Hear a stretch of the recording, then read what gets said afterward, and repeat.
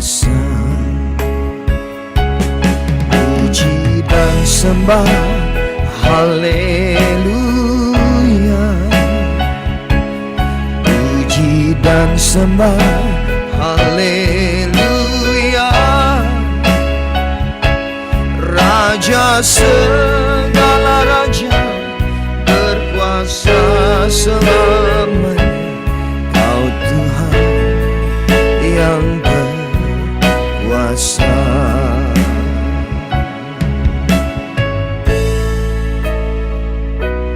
Kau Tuhan yang berkuasa. Berkuasa selamanya. Surga bumi menyembah, bersorak haleluya. Kau Tuhan berkuasa. Lagi katakan, Kau Tuhan yang berkuasa. Berkuasa selamanya.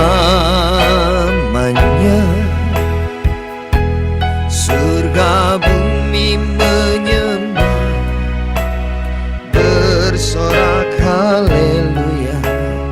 Kau Tuhan berkuasa. Puji dan sembah, haleluya. Puji dan sembah, haleluya. Raja segala raja, berkuasa selamanya. Kau Tuhan yang berkuasa.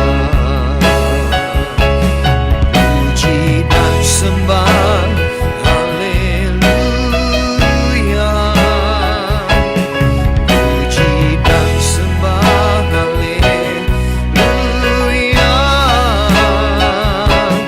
Raja segala raja, berkuasa selamanya. Kau Tuhan yang berkuasa. Puji dan sembah, haleluya. Puji dan sembah, haleluya.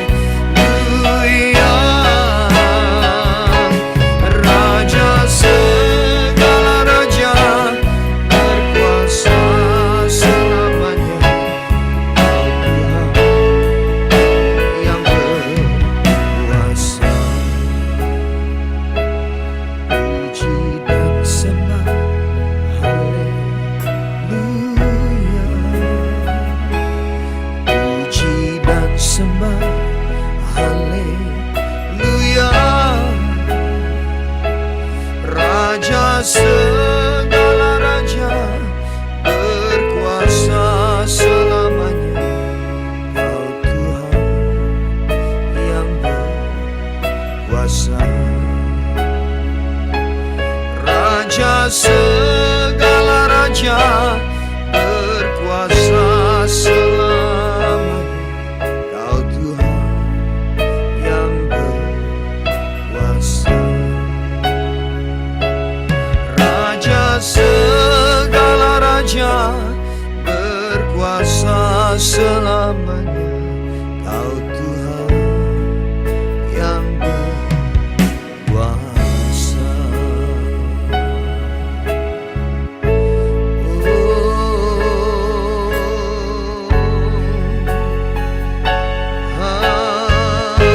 Haleluya.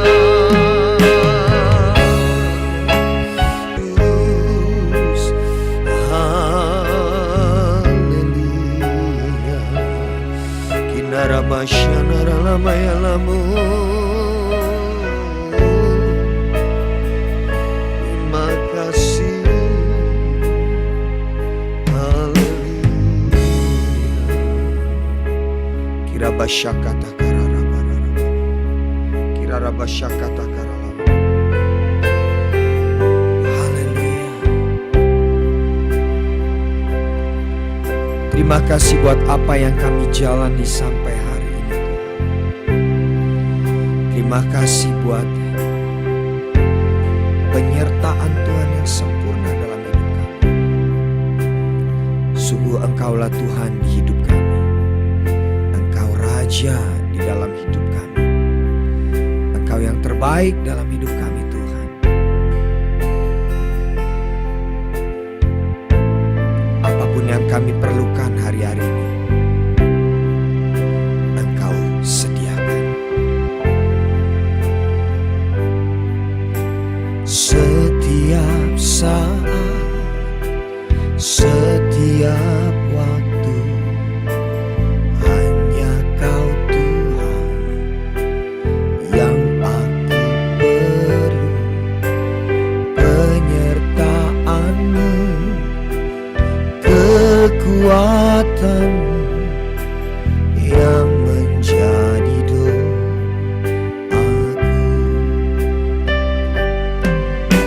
Setiap saat, setiap waktu, hanya Kau Tuhan yang aku perlu. Penyertaan-Mu, kekuatan yang menjadi doaku. Tak pernah Kau kecewakan hidupku. Kau selalu menjawab setiap doaku. Ku bersyukur dengan segenap jiwaku, sebab Kau Tuhan yang menjaga hidupku. Tak pernah Kau kecewakan hidupku.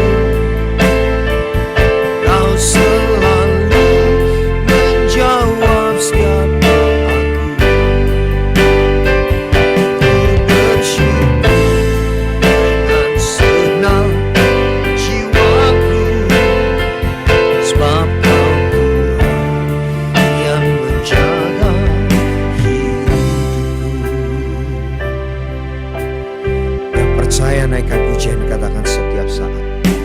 Setiap saat, setiap waktu, hanya Kau Tuhan yang aku perlu. Penyertaan-Mu, kekuatan-Mu yang menjadi doaku. Tak pernah Kau kecewakan hidupku. Kau selalu menjawab setiap doaku. Ku bersyukur dengan segenap jiwaku, sebab Kau Tuhan yang menjaga hidupku. Tak pernah Kau kecewakan hidupku. Kau selalu menjawab setiap doaku. Ku bersyukur dengan segenap jiwaku, sebab Kau Tuhan yang menjaga hidupku. Setiap kita yang percaya bahwa Tuhan menjaga hidup kita, mari angkat tangan kita lebih tinggi lagi, saudara. Naikkan pujian itu. Sungguh tak pernah Kau kecewakan. Tak pernah Kau kecewakan hidupku. Kau selalu menjawab setiap doaku. Ku bersyukur dengan segenap jiwaku, sebab Kau Tuhan yang menjaga hidupku. Lagi katakan tak pernah Kau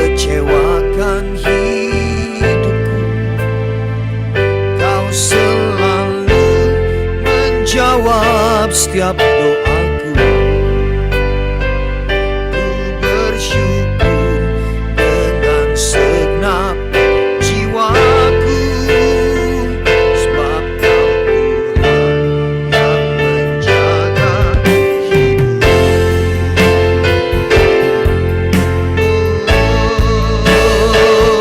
Tak pernah Kau kecewakan hidupku. Kau selalu menjawab setiap doaku. Ku bersyukur dengan segenap jiwaku, sebab Kau Tuhan yang menjaga hidupku. Sebab Kau Tuhan yang menjaga hidupku. Sebab Kau Tuhan yang menjaga hidupku. Berikan tepuk tangan yang terbaik buat Tuhan yang jaga hidup kita sampai selama-lamanya. Mari saya persilahkan Pastor Deborah. Haleluya.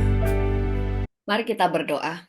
Tuhan, hari ini kami mau mendengar firman-Mu, kami mau pikiran kami terus diperbarui. Kehidupan kami terus dicuci oleh firman Tuhan. Karena firman-Mu adalah air kehidupan bagi kami yang memberi kami hidup, sehingga setiap iman yang telah hampir mati dibangkitkan kembali, dihidupkan kembali. Kami menyambut firman-Mu Tuhan dengan penuh pengucapan syukur dalam nama Tuhan Yesus. Haleluya. Amin. Shalom semuanya. Hari ini firman Tuhan adalah tentang menjaga pergaulan. Alkitab di dalam Mazmur 1 ayat 1 sampai 2 berkata begini. Berbahagialah orang yang tidak berjalan menurut nasihat orang fasik, yang tidak berdiri di jalan orang berdosa, dan yang tidak duduk dalam kumpulan pencemooh. Tetapi yang kesukaannya ialah Taurat Tuhan, dan yang merenungkan Taurat itu siang dan malam. Saudara, kita semuanya sudah hafal firman Tuhan yang berkata, pergaulan yang buruk merusak kebiasaan yang baik. Tapi firman Tuhan juga berkata, kalau kita bergaul dengan orang bijak, maka kita akan menjadi bijak. Salah satu penentu nasib kita adalah keputusan. Saya sering mengkhotbahkan tentang nasib kita ditentukan oleh 5 hal. 1, oleh apa yang kita pikirkan, apa yang kita katakan, apa yang kita tabur, apa yang kita percaya, dan apa yang kita putuskan. Keputusan-keputusan kita menentukan nasib hidup kita. Hidup kita saat ini ditentukan oleh keputusan kita di masa lalu. Contoh, keputusanmu untuk sekolah di mana, untuk bergaul dengan siapa, menikah dengan siapa, punya anak berapa, berpartner bisnis dengan siapa. Itu yang menentukan nasib saudara saat ini. Kalau dulu saudara telah memutuskan menikah dengan orang yang salah, maka saudara bisa merasakan penderitaan yang sekarang. Kalau dulu saudara memutuskan menikah dengan orang yang tepat, saat ini saudara bisa merasakan kebahagiaan. Kalau dulu saudara memutuskan bergaul dengan orang-orang yang ngedrak, orang-orang pengedar narkoba, mungkin saat ini saudara termasuk orang-orang yang masuk penjara. Tetapi juga kalau dulu saudara bergaul dengan orang-orang yang takut akan Tuhan, berada di bawah kepemimpinan yang tepat, mungkin saat ini saudara sudah menjadi hamba Tuhan. Atau saat ini saudara adalah orang yang bergaul karib dengan Tuhan dan punya dampak yang positif bagi banyak orang. Bahkan buku apa yang saudara baca di tahun yang lalu mempengaruhi cara pikirmu yang sekarang. Nah, Alkitab berkata bahwa berbahagialah orang yang tidak berjalan menurut nasihat orang fasik, yang tidak berdiri di jalan orang berdosa, dan yang tidak duduk dalam kumpulan pencemooh, tetapi yang kesukaannya ialah Taurat Tuhan, dan yang merenungkan Taurat itu siang dan malam. Di sini berbicara level saudara. Nah, coba kita perhatikan. Alkitab berkata, Berbahagialah orang yang tidak berjalan menurut nasihat orang fasik. Di dalam pergaulan, ada yang namanya kamu jangan berjalan dengan orang fasik. Ini seperti kita masih ada di halaman, baru berjalan. Kalau saudara tiba-tiba bertemu dengan seseorang atau dengan teman, saudara ngobrol sambil jalan. Biasanya ngobrolnya itu tidak terlalu serius. Kalau saudara mulai serius, saudara mulai berhenti, saudara mulai berhadap-hadapan, ngomong lebih serius, saudara mulai dengerin, orang itu juga mulai serius untuk berbicara dengan saudara. Karena kalau kita sedang berbicara, misalnya kita lagi ngomong politik, ngomong gosip, atau ngomong firman Tuhan sambil berjalan, itu biasanya obrolan yang ringan. Tetapi begitu mulai obrolan ini semakin serius, gak mungkin saudara sambil berjalan. Pasti saudara langsung noleh ke dia. Masa sih? Langsung berdiri? Masa ya? Beritanya gitu tah? Oh ya? Sekarang ini memang apa benar nih? Si A itu sudah dipecat dari pekerjaannya? Atau apa benar nih? Si ABCD itu telah melakukan hal-hal yang kriminal. Misalnya kalau gosip, semakin matang, semakin seru, saudara pasti berhenti, langsung noleh. Bener nggak sih? Atau juga kabar yang positif. Misal kita lagi ngobrol, puji Tuhan loh, si A itu kapan hari kan sudah mau cerai. Ternyata sekarang mereka sudah dipulihkan loh. Hebat kan Tuhan? Gak mungkin saudara cuma jalan, oh iya ya, wah luar biasa. Berarti itu nggak penting bagi saudara. Tapi kalau saudara merasa itu penting, saudara pasti akan berhenti. Langsung noleh, oh ya, sungguhan tak? Orang itu sudah dipulihkan. Ya apa itu ceritanya? Nah, kalau saudara mulai pengen tahu ceritanya lebih dalam, maka Alkitab berkata, yang tidak duduk dalam kumpulan pencemooh, saudara mulai duduk, mulai menikmati, tambah ngobrolnya tambah panjang. Nah, Alkitab berkata, jangan berjalan menurut nasihat orang fasik. Kalau saudara sudah mendengar nasihat-nasihat orang fasik itu adalah Kristen, tapi nggak tobat. Kristen abal-abal, Kristen palsu. Dia seperti Kristen, tetapi tujuannya memang untuk menyesatkan dan mengacau balaukan gereja. Itu orang fasik. Kalau kamu sudah mendengar nasihat mereka, tinggalkan. Jangan berjalan dengan mereka. Terus, yang tidak berdiri di jalan orang berdosa. Jangan kamu malah serius dan berdiri. Ngobrol dengan mereka. Dan yang ketiga, duduk dalam kumpulan pencemooh. Nah, artinya kamu sudah mulai masuk dalam jerat mereka, bahkan kamu sudah seperti mereka. Tadinya orang ngomong gosip, pergaulan yang sambil lalu, jalan.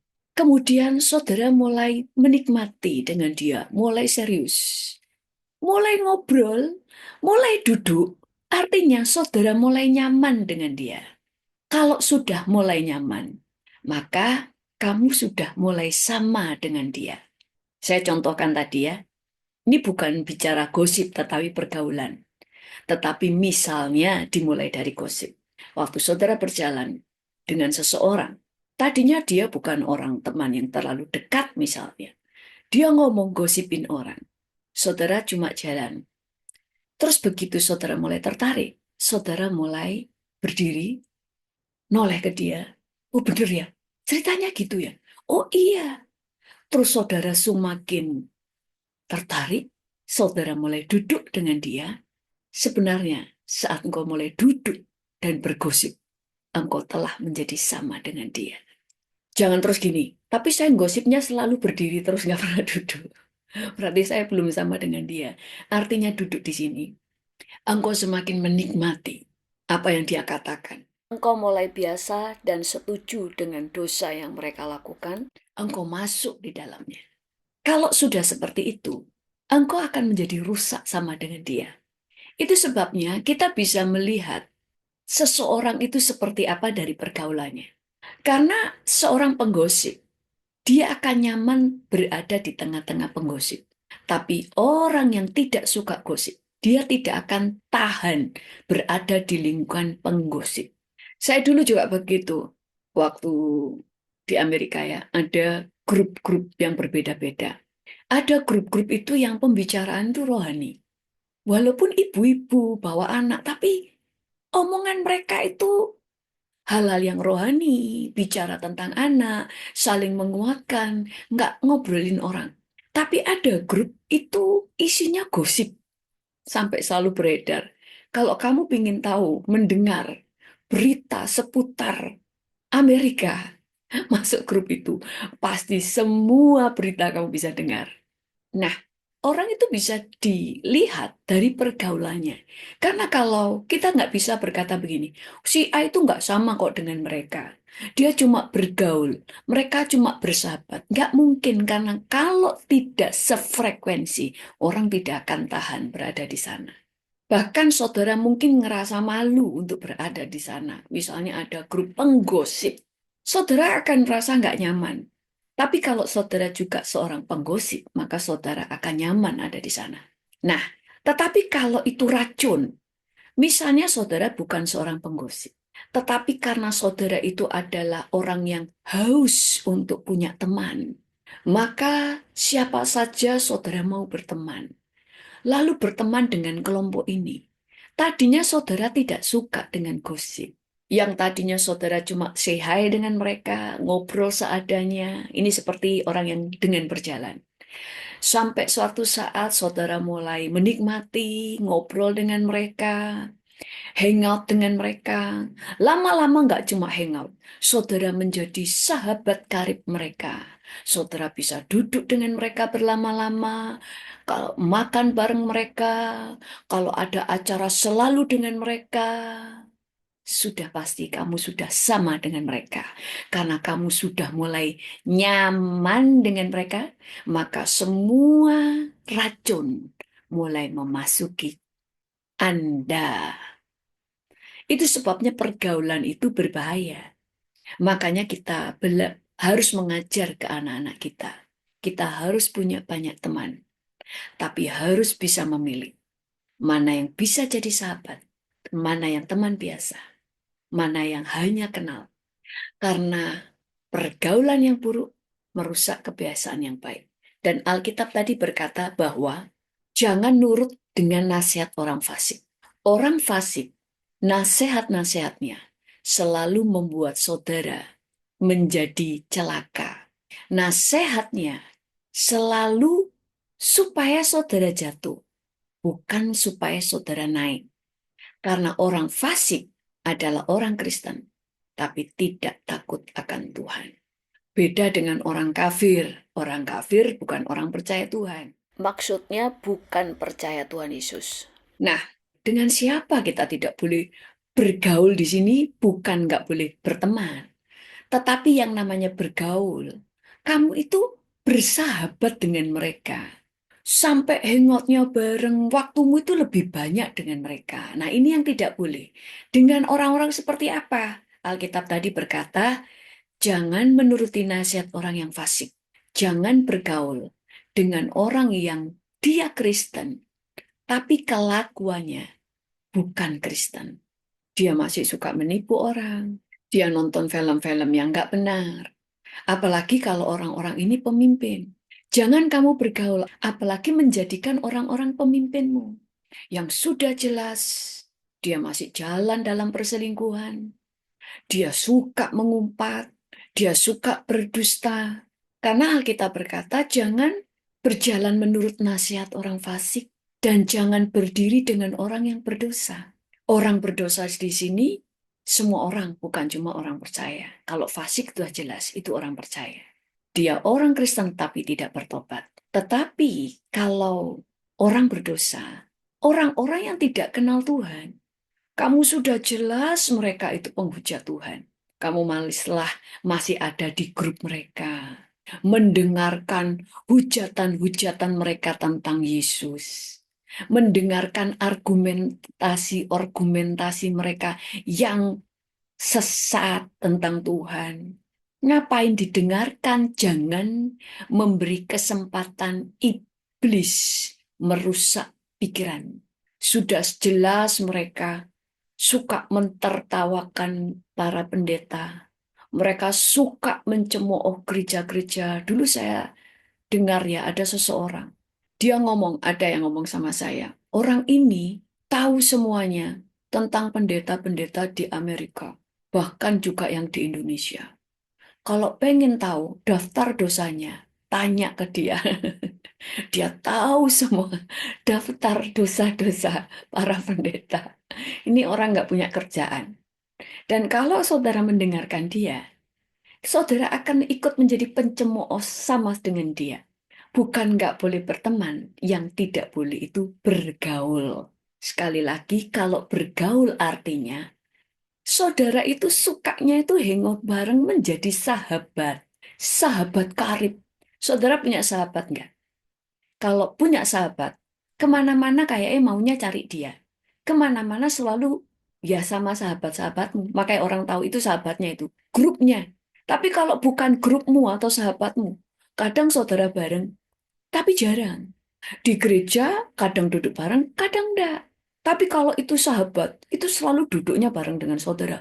Jauh pun saudara panggil, satu grup itu namanya bergaul. Tapi kalau grupmu, sahabat-sahabatmu, orang yang juga sama-sama pingin bertumbuh di dalam Tuhan, ingin diubah, ya bagus. Dulu di Amerika, saya dulu senang ya, ada seorang kelompok cewek-cewek ya. Waktu itu belum mereka semuanya belum menikah. Tapi saya suka dengan mereka. Ini satu grup ini orangnya itu baik-baik semua. Sudah cantik-cantik, baik-baik semua.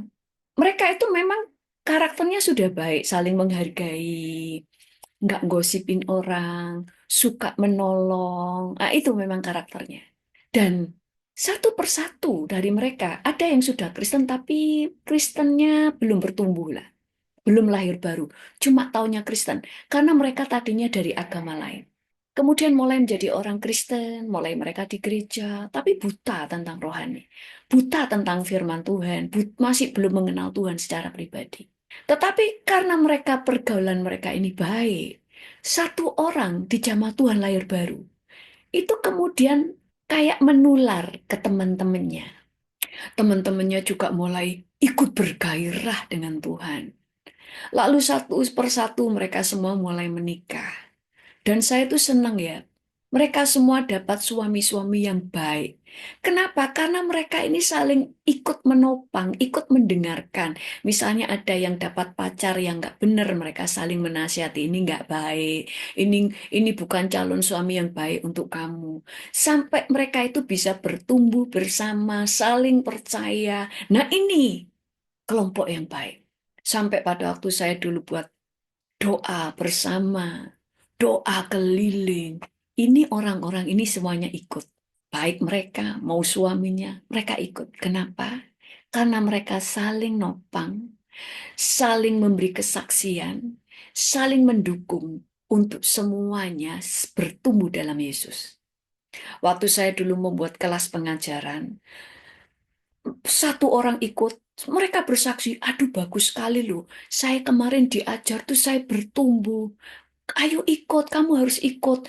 Karena sahabat mereka mendengarkan semuanya mulai ikut satu persatu, semuanya ikut. Dan mereka mulai satu persatu mulai bersaksi kepada suaminya masing-masing. Dan suaminya mulai juga bertumbuh bersama. Nah, pergaulan menentukan nasib kita. Itu sebabnya memilih pemimpin pun yang benar. Memang tidak ada yang sempurna, tapi ya jangan yang parah. Udah jelas dia penipu misalnya. Sudah jelas dia selingkuh misalnya.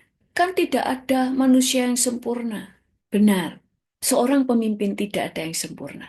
Tetapi bukan berarti engkau harus mengikuti pemimpin yang tidak mau bertobat dari dosanya. Itu berbeda. Setiap orang punya kelemahan. Mungkin yang satu kelemahannya di disiplin, kurang disiplin. Satunya kelemahannya adalah kurang tegas. Tapi dalam hal yang lain bagus. Khotbahnya bagus. Penggembalaannya bagus. Cuma kurang tegas. Nah itu kelemahan. Ada yang lain, dia tegas. Disiplin. cuma agak pemarah. Nah, ini kelemahan. Tidak masalah. Tapi kalau orang itu berkubang dalam dosa, itu bukan kelemahan. Tapi dia tidak layak memimpin karena dia tidak bertobat. Oke? Jadi tulis di chat. Jangan bergaul dengan orang fasik, jangan bergaul dengan orang berdosa, dan jangan bergaul dengan para pencemooh. Mari kita berdoa. Kami bersyukur kepadamu Tuhan. Engkau memberikan kami firman untuk membuat kami bijaksana. Karena Engkau tidak mau kami terhilang. Engkau tidak mau sifat-sifat yang jelek menular kepada kami. Karena firman-Mu berkata, kami diperlengkapi untuk perbuatan-perbuatan yang baik, untuk memuliakan nama Bapa di surga. Saat ini Tuhan, basuh kami semuanya dengan kuasa darah-Mu. Dan tolong kami pimpin supaya kami punya pergaulan yang baik.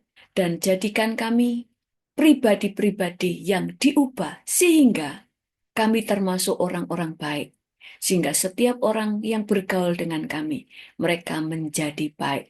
Bukan kami yang digarami orang berdosa, tetapi terang kami yang menerangi mereka, dan kami yang menggarami mereka, sehingga mereka bertumbuh juga dalam Tuhan. Kami bersyukur kepadamu Tuhan, terpujilah namamu dalam nama Tuhan Yesus. Haleluya, amin. Tuhan Yesus memberkati, sampai bertemu kembali besok pagi di Mesbah Doa. Jangan lupa untuk subscribe, untuk like, dan jangan lupa share kepada teman-teman yang lain supaya mereka juga diberkati. God bless. Puji dan sembah, haleluya. Raja segala raja, berkuasa selamanya. Kau Tuhan yang berkuasa.